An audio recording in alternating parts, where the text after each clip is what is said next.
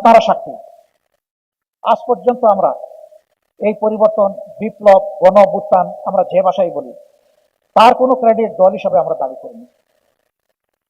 বরঞ্চ আমাদের বর্তমান সরকার প্রধান দেশের বাইরে কোনো একটি দেশে গিয়ে যখন কোনো একজন বিপ্লবের অংশীদারকে মাস্টার মাইন্ড বলেছিলেন, আমি প্রথম ব্যক্তি, আমি বলেছিলাম এখানে কোনো ব্যক্তি মাস্টার মাইন্ড আমরা মানি না। 24-এর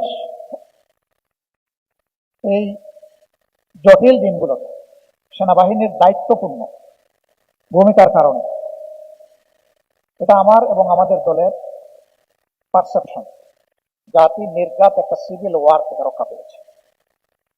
এখানে শুধু সার্ভিং অফিসার বা যারা এখন আছেন সেনাবাহিনী বা সশস্ত্র বাহিনীতে, তারা না, যারা ইতিমধ্যে সশস্ত্র বাহিনী থেকে অবসরে গিয়েছেন অথবা জোর করে যাদেরকে অবসরে পাঠানো হয়েছে, তাদের সকলেরই দায়িত্বপূর্ণ সাহসী ভূমিকা ছিল।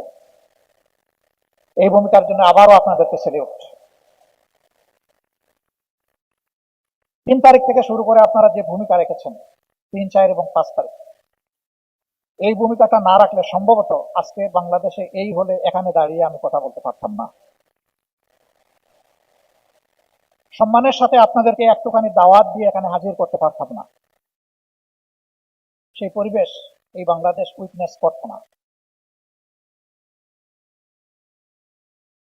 24-এর এই আন্দোলনে আপামর জনগণ যেভাবে ঝাঁপিয়ে পড়েছিল, আপনাদের সেই দিনের ভূমিকা জাতিকে বিশেষভাবে আলোড়িত করেছিল। রাওয়া ক্লাবে আপনাদের প্রেস কনফারেন্স এবং বিশেষ করে মিরপুর ডিএইচএসে রিটায়ার্ড অফিসার যারা ছিলেন, তাদের সাহসী ভূমিকা, রাস্তা দেখানোর ভূমিকা,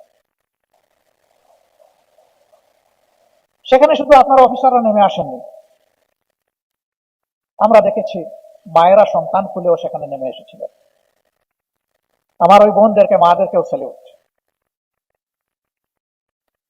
এইভাবে সকল শ্রেণী পেশার মানুষের তীব্র আকাঙ্ক্ষার একটা বিস্ফোরণ ঘটেছিল 3, 4 এবং 5 তারিখ আগস্ট মাসে। এই সময়টা বাংলাদেশ জামাত ইসলামী ছিল এই দেশের সবচেয়ে মজলুম দল।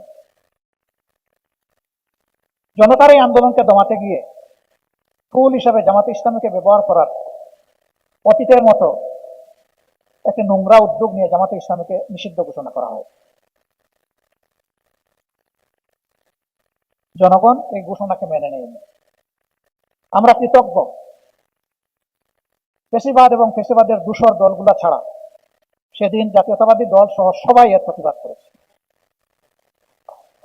সকলকে মোবারকবাদ। আমরা সেই দিনগুলোতে মিলেমিশে একাকার হয়ে দল রক্ষার জন্য নয়, দেশ এবং জাতি রক্ষার জন্য লড়াই করেছি। আমরা সিদ্ধান্ত নিয়েছিলাম এই আন্দোলনে যদি আমাদের কোনো অবদান থাকে, সেটি জাতির প্রতি ভালোবাসার উপহার, সেটি দায়িত্ব পালনের একটা সুবেনির, এবং সেটি আমাদের পলিটিক্যাল মরাল রেসপন্সিবিলিটি। বিশ্বাস করি আমাদের যেটুকু দায়িত্ব ছিল সেদিন হয়তো ওইটুকু পালন করতে পারিনি। আমাদের ঘাটতির জন্য আমরা আল্লাহর কাছে ক্ষমা প্রার্থী, আমরা এই দেশের জনগণের কাছে ক্ষমা প্রার্থী। আপনারা সাক্ষী। আজ পর্যন্ত আমরা এই পরিবর্তন, বিপ্লব, গণ অভ্যুত্থান আমরা যে ভাষায় বলি, তার কোনো ক্রেডিট দল হিসাবে আমরা দাবি করিনি।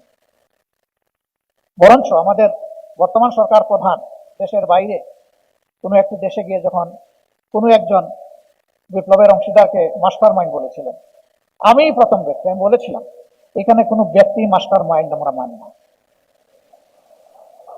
যদি এক ব্যক্তিকে মাস্টার মাইন্ড করা হয়, বাকি সকলের অবদানকে আন্ডারমাইন করা হবে, ওটা আমরা মানি না। এখানে বাংলাদেশের বিপ্লবী জনগণ সবাই মিলে আমরা মাস্টার মাইন্ড।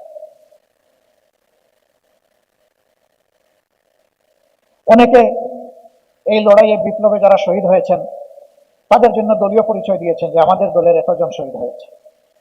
আমাদেরকে সাংবাদিক বন্ধুরা প্রশ্ন করেছেন যে আপনাদের কতজন।